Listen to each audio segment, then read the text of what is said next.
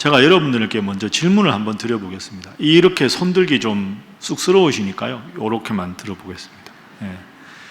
여러분은 이미 구원을 받았습니까? 앞으로 구원을 받아야 합니까? 자, 하겠습니다. 나는 이미 구원을 받았다라고 생각하시면 요만큼만 손을 들어보시죠. 손 내리시고, 앞으로 구원을 받아야, 이루어야 한다고 생각하시는 분 손 요만큼 들어보십시오. 손 내리시고, 다수결에 의해서 1번이 더 많군요. 이미 구원을 받았다. 앞으로 구원을 받아야 한다. 두 번째 질문을 드리겠습니다. 구원은 믿음으로 받습니까? 행위로 받습니까? 자, 오늘은 이 두 가지 질문입니다. 먼저, 예수님을 믿기만 하면 구원을 이미 받은 것 아닌가요?에 해당되는 성경의 근거입니다. 요한복음 5장 24절 말씀. 예수님이 말씀하셨습니다. 내가 진실로 진실로 너희에게 이르노니 내 말을 듣고 또 나 보내신 이를 믿는 자는 영생을 뭡니까? 얻었고, 이미 얻었다는 거죠. 심판에 이르지 아니하나니 사망에서 생명으로 옮겼느니라. 그러니까 영생이라는 건 구원을 받아야 영생을 얻으니까 영생을 이미 얻었다. 이미 얻었다. 이미 사망에서 생명으로 옮겼다. 그러니까 우리는 이미 구원을 받았다라고 생각할 수 있습니다. 여기까지 설명하면 그래, 내 말이 맞았다, 이렇게 이제 웃으시는 분들이 계신데, 그러면 두 번째 본문을 한번 살펴보겠습니다. 구원을 이미 받았다는 것과는 다른 뉘앙스의 본문입니다. 빌립보서 2장 12절 말씀. 그러므로 나의 사랑하는 자들아, 너희가 나 있을 때뿐만 아니라 더욱 지금 나 없을 때에도 항상 복종하여 두렵고 떨림으로 너희 구원을 이루라. 한번 따라해 보겠습니다. 너희 구원을 이루라. 이루라는 말은 이루어졌다는 겁니까? 앞으로 이루어야 된다는 말입니까? 이루어야 된다는 말 아닙니까? 그럼 이게 좀 안 맞잖아요. 영생을 얻었고 하는 요한복음 본문과 구원을 이루라, 이루어 가라 하는 본문이 서로 안 맞습니다. 첫 번째 본문을 생각하면 이미 얻은 것이 맞는 것 같고, 두 번째 본문을 생각하면 구원은 앞으로 우리가 이루어 가야 될 것 같은 느낌도 듭니다. 두 번째 질문으로 제가 드렸지요. 구원은 믿음으로 받습니까? 행위로 받습니까? 여러분들 대부분은 믿음으로 받습니다. 이렇게 대답을 하셨습니다. 그러면 제가 본문 하나 소개할 테니까 마태복음 25장을 화면으로 한번 보십시오. 자, 먼저 31절입니다. 인자는 예수님을 뜻합니다. 예수님이 자기 영광으로 모든 천사와 함께 올 때에 자기 영광의 보좌에 앉으리니, 보좌는 심판하는 곳이 보좌입니다. 주님이 보좌에 앉으시고 믿는 사람, 믿지 않는 사람, 양과 염소, 천국과 지옥을 심판하신다. 인자가 자기 영광으로 올 때 여러분 한번 가정을 해보십시오. 여러분이 아직까지 저 천국으로 부름을 받기 전에 주님께서 우리 살아생전에 이 땅에 만약에 오셨다. 그럼 여기 보좌에 딱 앉으시고, 너는 의인이니까 천국이다, 너는 영벌이라 지옥이다, 이렇게 심판을 하신다는 겁니다. 그러면 그 기준이 뭔가? 자, 그 다음 본문 35절 한번 보시죠. 그 기준을 예수님이 이렇게 말씀하셨습니다. 내가 예수님이거든요.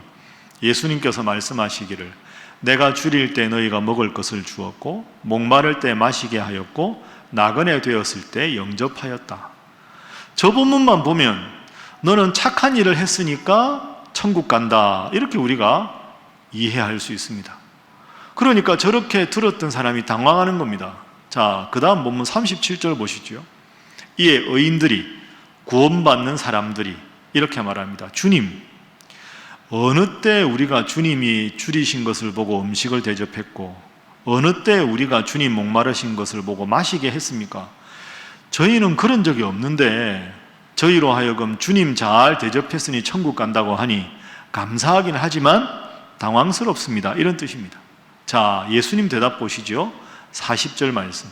임금 예수님이 대답하여 이르시되, 내가 진실로 너희에게 이르노니 너희가 여기 내 형제 중에 지극히 작은 자 하나에게 한 것이 곧 내게 한 것이니라 하시고, 그 예수님 말씀은 나에게 직접 내가 배고플 때 먹을 것을 주고 내가 목마를 때 마실 것을 주지 않아도 함께 신앙생활하는 성도들, 여러분 주위에 있는 이웃들에게 따뜻하게 보살피고 대접하면 그게 곧 나에게 한 것이니까 그것으로 천국에 간다.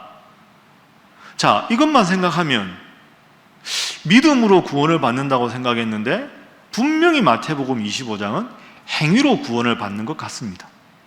그러니까 오늘 신문성답 5번째 질문은 딱 2가지로 요약할 수 있습니다. 오늘도 제가 여러분 속지 나눠드렸는데요. 한번 보십시오. 1번 첫 번째 질문은 구원은 이미 받은 것이냐 앞으로 받아야 하는 것이냐. 2번 구원은 믿음으로 받는 것이냐 선한 행위로 받는 것이냐. 이 2가지 질문은 매우 신앙생활에 중요하니까 지금부터 정리를 해보겠습니다. 자, 우선 저를 보시죠. 이게 제가 다양한 설명을 드릴 텐데 큰 구도를 정확하게 잡아야 앞으로도 헷갈리지 않으시겠죠. 구약 성경에 나오는 사건 중에 제일 큰 사건이 출애굽 사건입니다.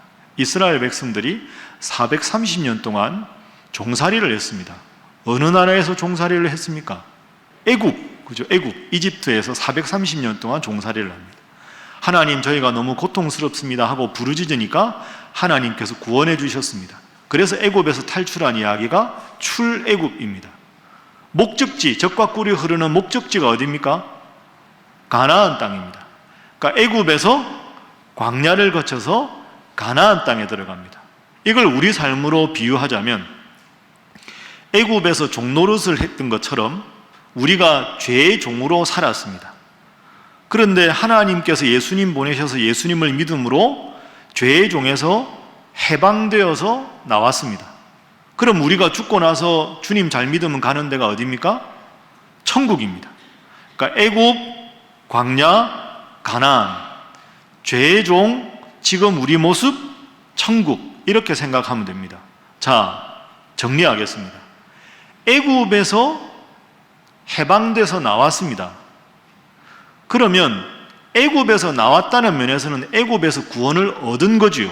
이게 아까 요한복음 5장 24절에 너희가 예수님을 믿고 구원을 얻었다 하는 의미입니다. 애굽에서 나왔다. 근데 문제는 이 사람들이 지금 가나안 땅에 출애굽기 레위기에 보면 들어갔습니까? 아직 들어가기 전입니까? 들어가기 전이죠. 애굽에서는 구원을 받았지만 광야에서 가나안 땅을 향해서 열심히 행진해서 가나안 땅으로 들어가야 완전한 구원이 이루어지는 겁니다. 자, 그러니까 오늘 질문을 정리하면 이미 우리가 구원을 받았습니까? 라고 하는 질문은 죄의 종에서는 구원을 얻었습니다 라는 관점이고, 앞으로도 구원을 이루라 하는 것은 이미 죄로부터 구원을 받아서는 열심히 믿음 생활해서 저 천국에 이르러라 하는 겁니다. 그러니까 구원을 받았다는 건 좁은 개념이고, 구원을 이루라 하는 것은 저 천국 갈 때까지 앞으로 열심히 신앙생활을 하라. 그러면 이스라엘 백성들이 해야 될 일은 광야에 우두커니 가만히 앉아 있는다고 가나안 땅에 들어가는 게 아니죠. 하나님께서 원하시는 가나안 땅을 향해서 열심히 행진해야 되는 겁니다. 하나님을 믿는다면 가나안 땅을 향해서 나가야 되겠지요. 그러니까 여러분, 믿음이라는 단어는 이해합니다, 이게 아닙니다. 이해하고 실천하고 행동하는 것까지가 믿음입니다. 광야에 가만히 있다고 가나안 땅에 들어갑니까? 가나안 땅을 향해서 구름 기둥을 보고 불 기둥을 보고 하나님의 뜻을 따라 믿고 나가야 되는 거죠. 이게 바로 마태복음 25장입니다. 참된 믿음은 행동까지를 포함한다 하는 거죠. 자, 이렇게 정리하시고 지금부터 말씀을 한번 살펴보겠습니다. 자, 첫 번째 질문, 구원은 이미 받은 것이냐 앞으로 받아야 하는 것이냐. 오늘 본문 말씀을 우리가 한번 읽어보겠습니다. 자, 로마서 10장 9절 10절 말씀입니다. 제가 9절 읽어봅니다. 내가 만일 내 입으로 예수를 주로 시인하며 또 하나님께서 그를 죽은 자 가운데서 살리신 것을 내 마음에 믿으면 구원을 받으리라.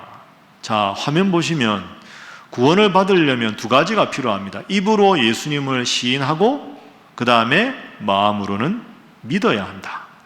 10절도 같습니다. 순서가 달라졌죠? 10절 함께 읽어봅니다. 시작. 사람이 마음으로 믿어 의에 이르고 입으로 시인하여 구원에 이르느니라. 아멘. 자, 그래서 구원은, 본문이 말하는 구원은 두 가지가 필요합니다. 한번 따라해 보시죠. 마음으로 믿고 입으로 시인하고, 이 두 가지가 함께 되어야 구원을 받는다 하는 겁니다. 그러면 마음으로 예수님을 믿습니다 라고 말할 때 예수님의 무엇을 믿는다는 것일까? 무엇을 믿어야 되는가? 방금 읽은 9절 말씀에 그 해답이 나와 있습니다. 예수님을 믿을 때 하나님께서 그를 죽은 자 가운데서 살리신 것을 믿어라. 하나님이 예수님을 죽음 가운데 살리신 걸 한마디로 하면 뭡니까? 부활이지요. 예수님이 부활하신 것을 믿으면 구원을 받는다. 죄송하지만 저나 여러분은 인생 한 번 살고 육체적으로는 이 세상에서 다 죽게 됩니다. 한 사람도 예외 없이 다 죽음을 경험합니다. 여러분, 사람이 죽는 이유가 뭘까요? 왜 사람은 죽어야만 할까요?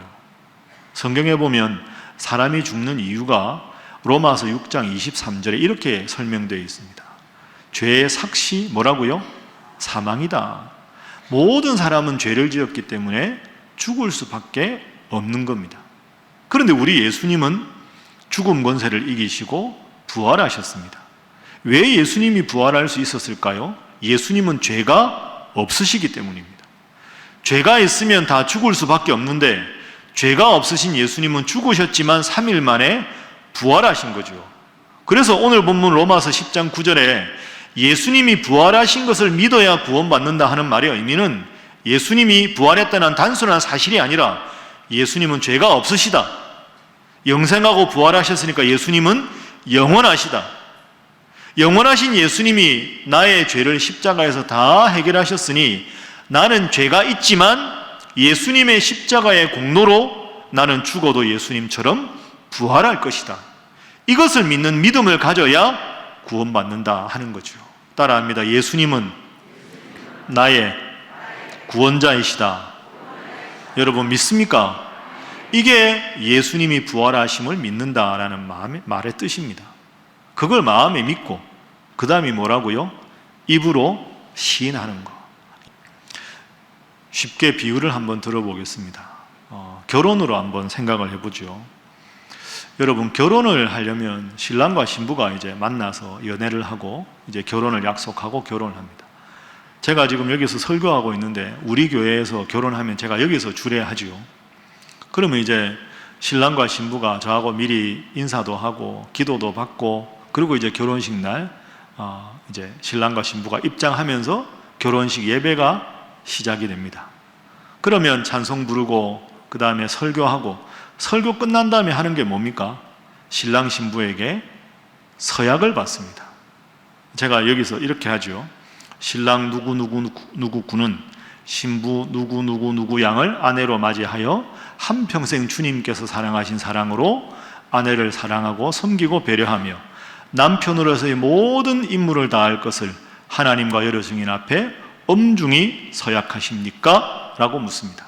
그럼 신랑이 뭐라 그럴까요? 글쎄요. 이게 안 됩니다, 이거. 예, 이렇게 대답해야 되죠. 보통 씩씩하게 대답하라고 하면요. 요 앞에 서가지고 너무 크게 대답하면 제가 깜짝깜짝 놀랍니다. 다들 우렁차게 예! 하고 대답하거든요. 근데 여러분, 그 대답을 잘 생각해 보십시오. 한평생 아내를 목숨처럼 사랑하겠습니까? 아내에게 한평생 남편을 목숨 걸고 사랑하겠습니까? 네, 아주 대답 잘합니다. 그 대답이 사실 생각해 보면 완벽한 대답은 아닙니다. 안 살아봤잖아요. 예, 대답은 했지만 지금 시작하는 거 아닙니까? 목사님, 물으셨지만 솔직히 대답하면 잘 모르겠습니다. 살아보겠습니다, 한번. 살아보다가 예 하고 또 죄송합니다 하고 예 하고 또 하고 그렇게 살아가는 게 인생 아니겠습니까? 그 결혼식이 안 됩니다. 예 하고 신랑이 대답하고 예 하고 신부가 대답하면 주례자가 이제 선포하겠습니다.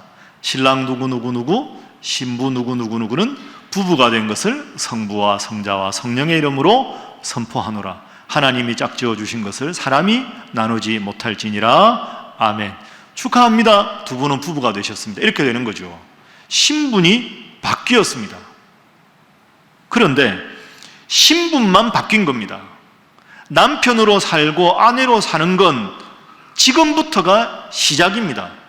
예 하고 대답했으니까 남편은 남편답게 아내를 사랑해야 되고, 예 하고 대답했으니까 아내는 아내답게 힘들고 어려워도 남편을 믿고 함께 아름다운 미래를 이루어 가야 하는 거죠. 이게 오늘 본문 말씀의 뜻입니다.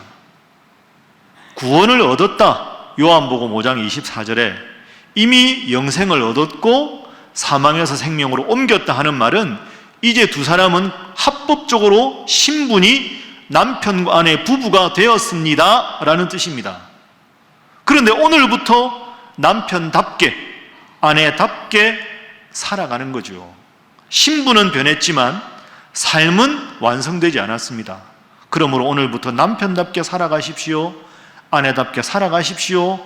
이것이 두렵고 떨림으로 너희 구원을 이루라 라는 말씀의 뜻이 되는 거죠. 이게 첫 번째 질문에 대한 대답입니다. 자, 두 번째, 믿음으로 구원받는 것이냐, 선한 행위로 구원받는 것이냐, 그걸 한번 살펴보겠습니다. 자, 10절 말씀 다시 한번 화면 봅니다. 사람이 마음으로 믿어 의에 이르고 마음으로 죄로부터 나를 주님께서 구해 주셨다는 것을 믿어야 칭의, 의롭게 되고 입으로 시인하고 삶으로 살아야 구원에 이른다. 그러면 저 말씀을 통해서 우리가 믿음의 속성을 알 수 있습니다. 여러분, 믿음은 이해하고 다릅니다. 아, 예수님이 나를 위해 십자가에 죽으셨구나. 아, 원리가 그렇구나라고 이해한다고 해서 믿음이 생기는 게 아닙니다. 이해는 이해고 믿음은 믿음이죠. 여러분, 무신론자가 하나님이 없다고 생각하는 사람이 성경을 수십 번 읽어서 성경을 거의 나름대로 이해하고 성경 구절을 잘 안다고 해서 이 사람이 믿음이 있는 건 아닙니다. 이해하는 것과 믿는 건 다르죠. 어려운 말로 하면 믿음은 지적인 동의를 넘어서는 겁니다. 남편과 아내가 다른 사람은 남편을 욕해도 그럼에도 불구하고 남편을 믿어주고, 다른 사람은 아내를 향해서 오해해도 남편만은 아내 편에서 아내를 변호해주고, 그게 서로가 서로를 믿는 거 아닙니까? 머릿속으로만 혹은 말로만 사랑한다, 믿는다, 삶으로 실천이 되지 않으면 그것은 거짓말과 같은 거죠. 그래서 믿기 때문에 삶이 달라지는 것까지가 믿음입니다. 예를 들어 여러분이 신앙생활한 지 한 5년 됐다고 한번 생각해 보십시오. 10년 전에 아주 친하게 지내던 친구가 있었는데 10년 후에 여러분들하고 만났습니다. 한참 대화하다 보니까 그 친구가, 야, 자네가 참 많이 변했다. 인상도 좋아지고 친절하고 마음도 참 따뜻하고 자네 왜 이렇게 변했는가? 이렇게 물으면 10년 전이나 지금이나 내 인생에 바뀐 게 하나도 없는데, 딱 하나 바뀐 게 있다면 내가 그때는 예수님을 안 믿었는데 이제는 내가 예수님을 믿는 거 하나 바뀌었네. 여러분, 그게 예수님을 제대로 믿는 겁니다. 다른 게 바뀌지 않았는데 예수님을 믿기 때문에 믿은 다음에 나도 모르게 내 삶이 달라지고 바뀌는 것, 그게 중요한 거죠. 알고 삶으로 드러나는 것까지가 올바른 믿음입니다. 그래서 두렵고 떨림으로 너희 구원을 이루라 하는 말씀이 있는 거죠. 그래서 두 번째 질문에 대한 대답을 정리하겠습니다. 화면 보시면 바른 믿음은, 성경에서 말하는 바른 믿음은 머릿속에서 아는 것에서 그치는 것이 아니라 행동의 변화까지 포함하는 것이다. 그래서 마태복음 25장에도 아까 내가 줄일 때 먹을 것을 주었고 목마를 때 마실 것을 주었다는 건 선한 행동을 해서 구원받는 게 아니라 주님 믿는 믿음 생활이 기뻐서 나도 모르게 힘든 사람 도와주고 베풀고 섬기고, 그게 올바른 믿음 생활을 하는 자가 영생을 얻는다는 것이지, 믿음 없이 선한 행동으로만 구원 얻는다는 것은 결코 아니다. 이 점을 여러분이 기억하시면 되겠습니다. 오늘 설교가 구원에 관한 설교라 이 외에도 여러분들이 평상시에 많이 질문하는 내용 몇 가지를 정리했습니다. 이 정리하고 마치겠습니다. 제가 질문하겠습니다. 자, 4가지 질문인데요. 예수님을 구원자로 믿습니까? 그렇죠. 이렇게 대답하셔야 됩니다. 두 번째입니다.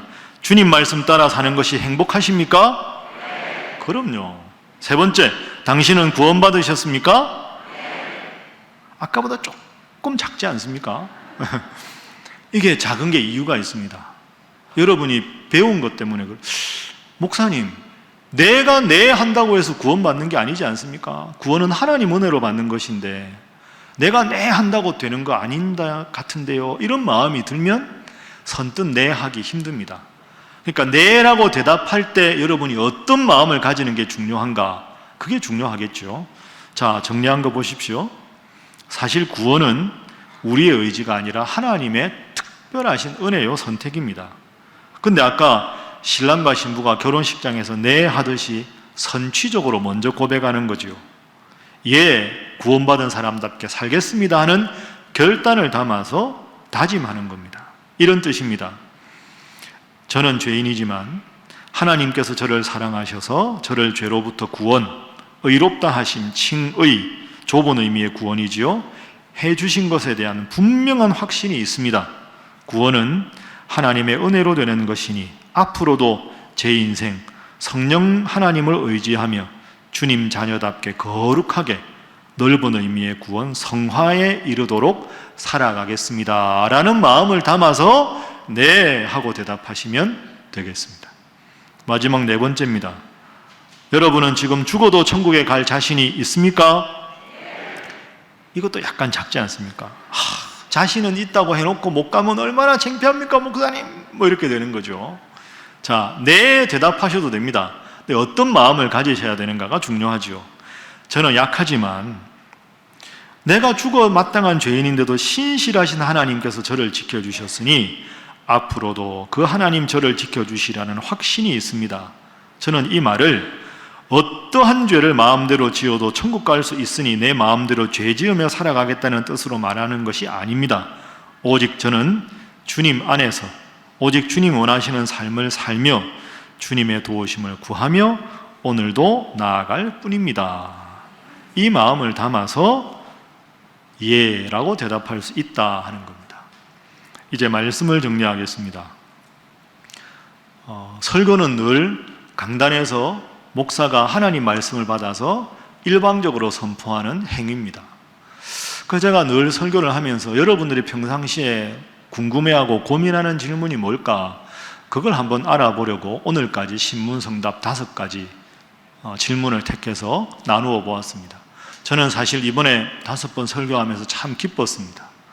신일교회 담임 목사라는 게 너무 행복하고 기뻤고 또 여러분들의 신앙적 고민을 이렇게 진솔하게 써주셔서 감사했습니다. 그러면서 하나님 앞에 이렇게 기도를 했습니다. 하나님, 최소한 우리 신일교회에 몸담고 있는 성도라면 거짓된 잘못된 가르침에 현혹되지 않도록 부족한 종에게 힘을 주시고 지혜롭게 말씀을 잘 전할 수 있도록 하여 주옵소서 하고 기도하는 계기가 되었습니다. 앞으로도 제가 이 교회 여러분과 함께 있는 동안 최선을 다해서 말씀 전하고 혹이라도 잘못된 가르침이 우리 신일교회에 엄습하지 않도록 반석 위의 선교회가 되도록 최선을 다하겠습니다. 여러분들도 항상 하나님에 대한 사랑과 교회에 대한 자부심을 가지고 우리 신일교회의 성도된 것에 대해서 기뻐하고 말씀 중심으로 기도 중심으로 또 믿지 않는 분들 많이 전도해서 우리 교회가 건강한 교회가 되고 여러분 한 분 한 분이 행복한 성도가 될 수 있기를 주님 이름으로 축복합니다.